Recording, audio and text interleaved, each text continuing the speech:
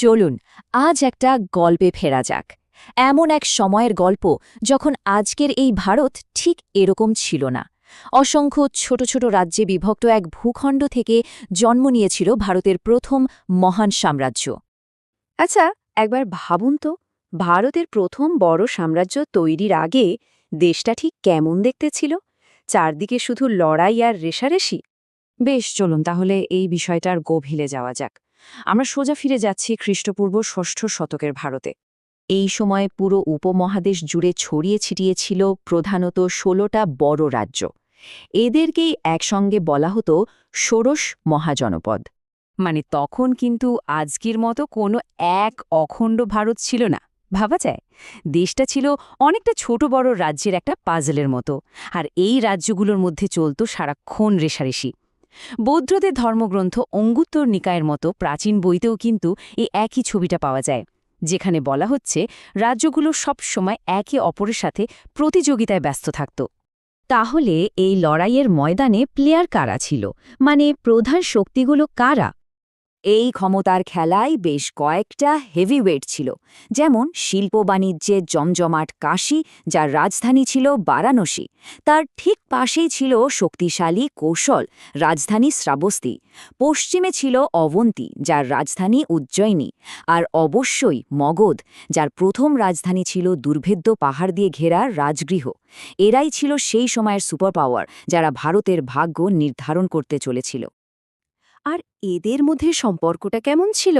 সোজা কথায় আদায় কাজ কলায়। সব সময় চলত প্রতিযোগিতা আর সংঘাত। যেমন ধরুন, ধনী রাজ্য কাশী আর তার ক্ষমতাশালী প্রতিবেশী কৌশলের ঝগড়ার কথা তো জাতকের গল্পেও পাওয়া যায়। ক্ষমতা দখলের এই লড়াইটাই কিন্তু ভারতের ভবিষ্যৎ ইতিহাসকে একটা নতুন মোড় দেবে। কিন্তু ভাববেন না যেন সব রাজ্য একই ছাঁচে ঢালা ছিল। শাসন ব্যবস্থায় দারুণ বৈচিত্র্য ছিল। চলুন সেই সময়ের রাজনৈতিক ভিন্নতাটা একটু দেখি। মানে সব জায়গাতেই কি একজনই রাজা, তারই হুকুম চলত? একেবারেই না। কিছু রাজ্য ছিল যেগুলোকে আমরা বলি গণরাজ্য। এখানে কোনো একজন বংশানুক্রমিক রাজার শাসন ছিল না, বরং বিভিন্ন গোষ্ঠী বা ক্ল্যান মিলে একটা ফেডারেশন তৈরি করে একসঙ্গে শাসন করত। এর সবচেয়ে বড় উদাহরণ অবশ্যই ব্রিজি বা বজ্জি সংঘ। প্রায় ৮টা গোষ্ঠী মিলে তৈরি হয়েছিল এটা। লিচ্ছবি, বিদেহ, জ্ঞাত্রিক আর শাক্যরা ছিল এদের মধ্যে সবচেয়ে প্রভাবশালী। আর মজার ব্যাপার কি জানেন? মহাবীর ছিলেন এই জ্ঞাত্রিক গোষ্ঠীরই মানুষ, আর গৌতম বুদ্ধ ছিলেন শাক্য গোষ্ঠীর। ভাবুন একবার, সেই সময়েও কি দারুণ একটা রাজনৈতিক কাঠামো ছিল। আবার এর ঠিক উল্টো ছবিটাও ছিল। কিছু রাজ্য বিখ্যাত ছিল তাদের অসাধারণ আর বর্ণময় শাসকদের জন্য। যেমন ধরুন, বৎস রাজ্যের রাজা উদয়ন। তার সম্পর্কে একটা কথা খুব চালু ছিল, হাতি ধরা ছিল তার নেশা। ভাবা যায় কি অদ্ভুত হবে। আর রাজা উদয়নের জীবনটা এতটাই নাটকীয় ছিল যে তিনি রীতিমতো একজন লিভিং লেজেন্ড হয়ে উঠেছিলেন। এতটাই যে পরে তাকে নিয়ে তিনটে বিখ্যাত সংস্কৃত নাটক লেখা হয়েছিল: ভাসের স্বপ্নবাজ বদ্যাত্তা, আর হর্ষবর্ধনের রত্নাবলী ও প্রিয়দর্শিকা। ইতিহাস যে কিভাবে সাহিত্যে বেঁচে থাকে, এটা তার একটা দারুণ উদাহরণ। কিন্তু এত সব বৈচিত্র্যের পরেও এই যুগটা ছিল আসলে ক্ষমতা দখলের এক খেলা, এক বিজয়ের খেলা। আর এই খেলায় যা হয়, যারা ছোট, যারা দুর্বল, তারা টিকতে পারে না। ক্রমাগত যুদ্ধের ফলে ছোট রাজ্যগুলো ধীরে ধীরে তাদের শক্তিশালী প্রতিবেশীদের পেটে চলে যেতে শুরু করল।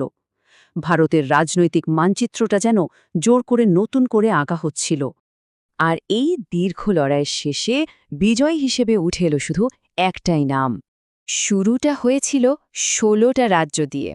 সেখান থেকে লড়াই আর জোটের খেলায় ভগবান বুদ্ধের সময় সংখ্যাটা নেমে এলো ৪-এ: বৎস, অবন্তী, কৌশল আর মগাধ।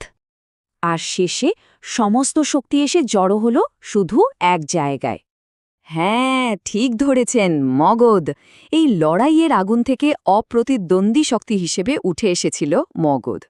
তার উর্বর জমি, হাতের কাছে লোহার খনি আর দুর্ভেদ্য ভৌগোলিক অবস্থান, এই সব কিছু মিলিয়ে মগধ বাকিদের থেকে কয়েক কদম এগিয়েছিল। একে একে অঙ্গ, কৌশল আর শেষমেশ অবন্তীর মতো বড় শক্তিকেও মগধ নিজের আওতায় নিয়ে আসে। তাহলে এই পুরো ঘটনার মানেটা কি দাঁড়ালো? এর গুরুত্বটা কোথায়? বিষয়টা খুব সহজ। মগধ যে এই সব মহাজনপদকে এক ছাতার তলায় নিয়ে এলো, সেটাই কিন্তু ভারতের প্রথম সর্বভারতীয় সাম্রাজ্য, মানে মৌর্য সাম্রাজ্য, গড়ে ওঠার রাস্তাটা তৈরি করে দিয়েছিল। এই লড়াই সংঘাতের পর্বটা আসলে ছিল একটা বড় সাম্রাজ্য তৈরির ভূমিকা। ১৬টা রাজ্য মিলে হয়ে গেল একটা। কিন্তু প্রশ্নটা থেকেই যায়, মগধের কাছে এমন কি ছিল যা বাকিদের কাছে ছিল না? কিভাবে তারা এই অসম্ভবকে সম্ভব করল? এর উত্তর জানতে হলে হয়তো আমাদের আরেকটা দারুণ গল্পের গভীরে যেতে হবে।